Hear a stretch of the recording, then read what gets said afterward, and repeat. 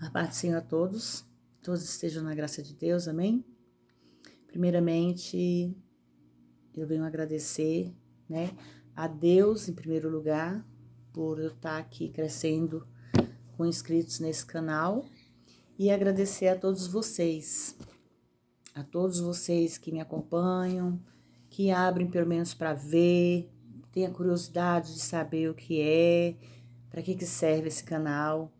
Então, aos poucos, a gente vai acostumando, né? Então, que hoje vocês possam se sentir felizes junto comigo, né? Porque eu demorei um pouquinho, mas cheguei aos meus 1.000 inscritos e eu espero chegar a mais ainda. Eu espero poder conseguir fazer meus conteúdos para crianças e que nós possamos crescer juntos, porque se não é vocês, eu não sou ninguém. Primeiramente Deus, segundo, a nossa vida, terceiro, todos nós, né? Que a gente tem que estar sempre com Ele. E hoje eu vou dar continuidade à nossa leitura bíblica, que fica no livro de Zacarias. Nós iremos entrar hoje no capítulo 9, que fala sobre Israel é libertada dos seus inimigos. No versículo 1, peso da palavra do Senhor está contra a terra de Adraque e Damasco. O seu repouso, porque o olhar do homem e de todas as tribos de Israel se volta para o Senhor. 2. Também Amate será confinada no território desta, e Tiro de Sidom, embora seja muito sábia. 3. O Tiro para si edificou fortalezas e amontoou pratas como o pó, e ouro como a lama das ruas. Eis que o Senhor empobrecerá e ferirá do mar o seu poderio, e ela será consumida pelo fogo. 5. Asquelon verá isso e temerá, Gaza também, e terá grande dor. Do mesmo modo, Ecrom, porque a sua esperança será iludida, e perecerá no rei de Gaza, e Asquelon não será habitada. E um bastardo habitará em Astod, e destruirei o orgulho dos filisteus. 7. E eu tirarei no meu sangue da sua boca, e as suas abominações entre os seus dentes. E ele também ficará como remanescente para o nosso Deus, e será como governador em Judá, e Ecrom como um zebuseu. E me acamparei ao redor da minha casa contra os exércitos, para que ninguém passe, nem volte, para que não passe mais sobre eles o opressor, porque agora vi com os meus olhos. No versículo 8, comparei ao redor da minha casa contra os exércitos, refere-se ao Senhor defendendo Jerusalém na futura batalha do Armagedon. Essa batalha é descrita pela frase, para que ninguém passe nem volte, para que não passe mais sobre eles o opressor. Qual a palavra ninguém se referindo do anticristo e sua invasão de Israel? Para que não passe mais sobre eles o opressor, diz respeito a muitos conflitos vistos por Judá e Jerusalém. Com este, a invasão do anticristo sendo último, porque agora vi com os meus olhos, diz respeito à segunda vinda, quando Cristo em pessoa olhará os exércitos do anticristo e até mesmo o mesmo filho da perdição, medindo-as para a derrota total. 9. A primeira vinda do Messias. Alegra-te muito, ó filha de Sião, exulta-te júbilo, ó filha de Jerusalém. Eis que o teu rei virá a ti, justo e salvador, humilde, cavalgando sobre um jumento, sobre um jumentinho, filho de jumenta. Segunda vinda do Messias. 10. E de Efraim destruirei os carros e os cavalos. De Jerusalém os arcos de guerra serão quebrados, e anunciará paz às nações. Os seus serão quebrados, e anunciará para as nações o seu domínio. Será de mar a mar, desde o rio até os confins da terra. E tu, peão, sangue da tua aliança, eu libertei os teus presos da cova em que não havia água. 12. Deus é a defesa de Judá contra os anticristos e o revivido império grego no Amargedon. Voltai para a fortaleza, prisioneiros de esperança. Hoje também vos anunciais que vos restituirei em dobro. Porque curvei Judá para mim e enchi com Efraim o arco. Suscitarei a teus filhos, ó Sião, contra os filhos da Grécia e por-te-ei como a espada de um valente. 14. E o Senhor será visto sobre eles e os seus dardos sairão como relâmpago. E Deus, Senhor, fará zoar a trombeta e irá entre os redemoinhos do sul. 15. O Senhor dos exércitos os amparará e eles devorarão e dominarão com as pedras de afunda e beberão também e farão barulho como excitados pelo vinho e se encherão como taças como os cantos do altar. 16. E os salvará daquele dia o Senhor seu Deus, como o rebanho do seu povo, porque como pedras de uma coroa serão exaltados na terra. O grande significado dessa frase, muito maior e além da simples libertação dos seus inimigos, fala da gloriosa salvação de Deus dada a Israel, no sentido de que eles são salvos pela graça. Israel, além disso, ao rebanho do seu povo, tem a ver com Salmo 23, que então será totalmente cumprido quando chegar a era do reino. Como pedras de uma coroa, serão exaltados na sua terra, ocupando a terra como foi originalmente pretendido. Em outras palavras, o Senhor olhará para eles como pedras preciosas que embelezam a terra. 17. Porque quão grande a sua bondade e quão grande a sua formosura, o trigo fará florescer os jovens e o mosto das donzelas. O texto deve ser lido. Quão grande será a formosura deles e quão grande será a prosperidade deles, porque isso se refere totalmente a Israel. Deus é a defesa de Judá contra o anticristo e o revivido império grego no Amargedon. Como falam muitos, né, irmãos, sobre esse Amargedon, que é a primeira vinda do Messias, a segunda vinda do Messias.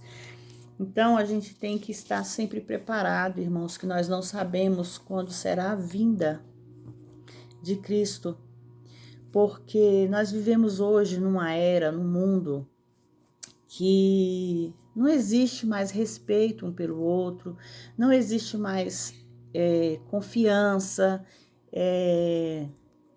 Eu venho até a tocar, né, num assunto que eu ouvi, ouvindo as pregações do bispo, né, vou falar aqui,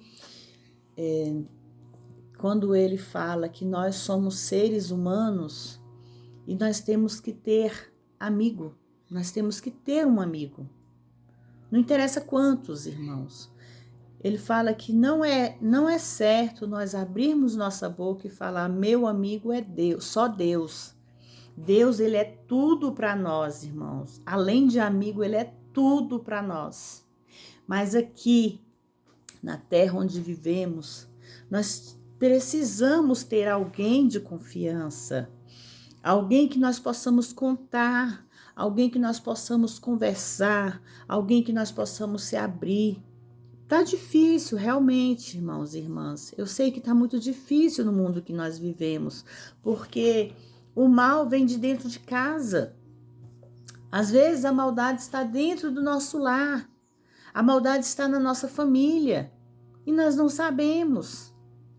Quantos por aí, quantas famílias são destruídas?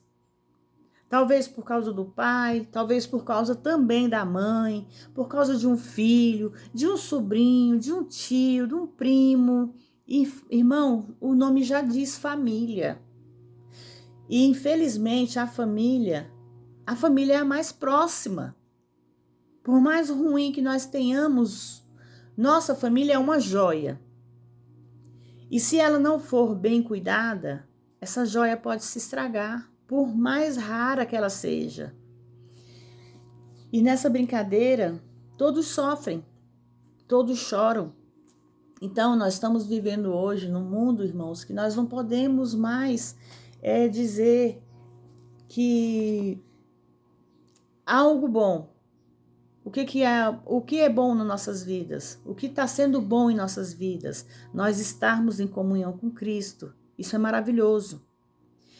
Quantas vezes nós tentamos, mães, eu acho que muitas vezes é mais as mães, não estou se referindo mal aos pais, irmãos, é porque os pais eles se voltam muito para o trabalho, para o grosso, para a correria. As mães também têm esse dia a dia de correria, de trabalho forçado demais que a gente precisa trabalhar, a gente precisa sustentar a família. Quantas mães são pai e mãe dentro de uma casa, né?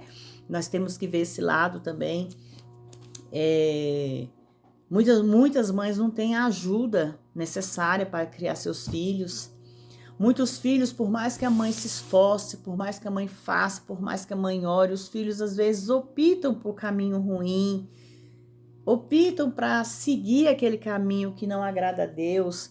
Então nós temos que, por mais que isso possa acontecer em nossas famílias, nós temos que orar, irmãos, orar sem cessar, buscar, interceder, porque a gente orando hoje está difícil. Imagine sem orar, irmãos.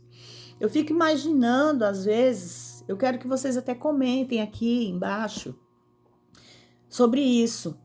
Quantas mães, às vezes, talvez assim, vocês devem perguntar, por que ela só está se referindo às mães? Mães em modo geral, irmãos. Tem mãe tia, tem mãe vó, tem mãe de todas as maneiras, porque nós viemos de uma mãe.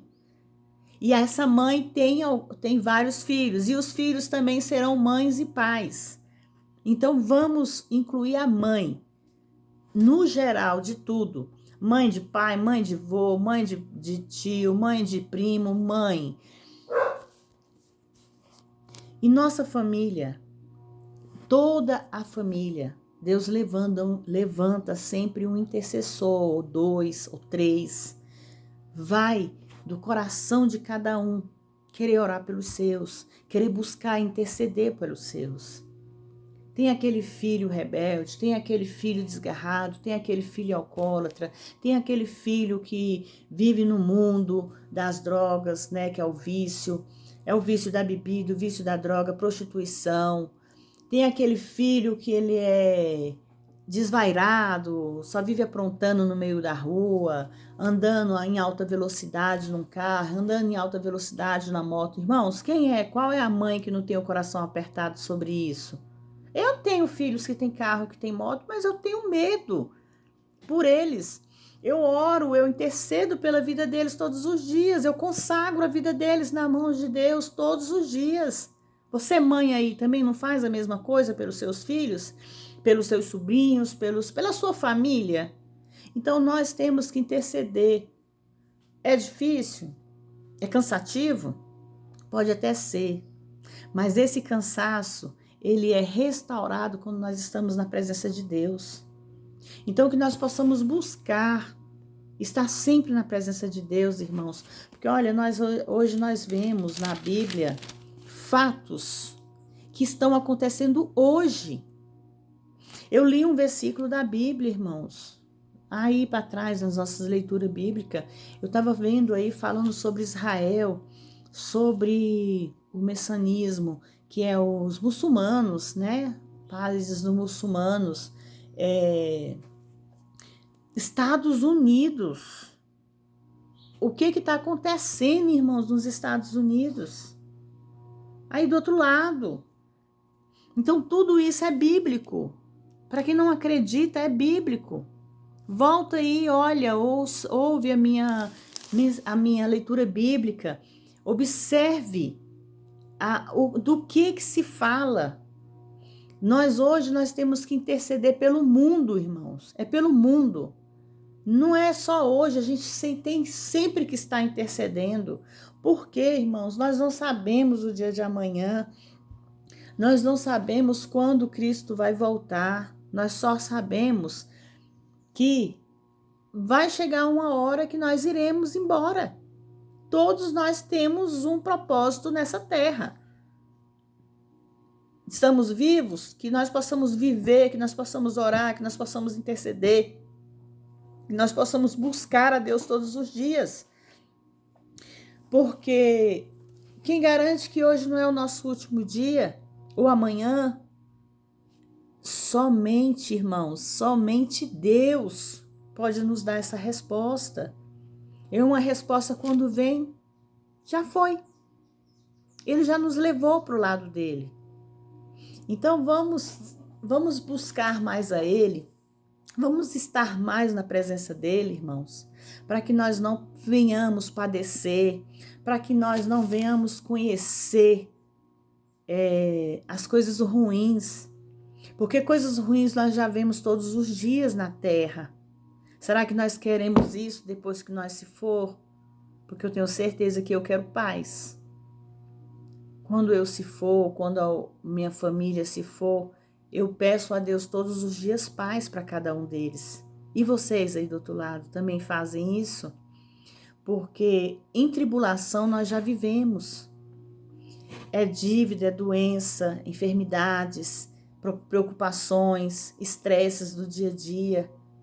Então, irmãos, ao levantar-se de manhã, tira um tempo para Deus. Ah, mas eu saio 5 horas da manhã, é muito cansativo, como é que eu vou tirar um tempo de manhã? Tira, acorda 4h30, tira 20 minutos para falar com Deus. Entregue sua vida, seu dia, seu caminho, sua família. Entrega tudo, consagra tudo a Deus e sai da sua casa tranquilo. Vai para o seu trabalho. Vai fazer o que você tem que fazer.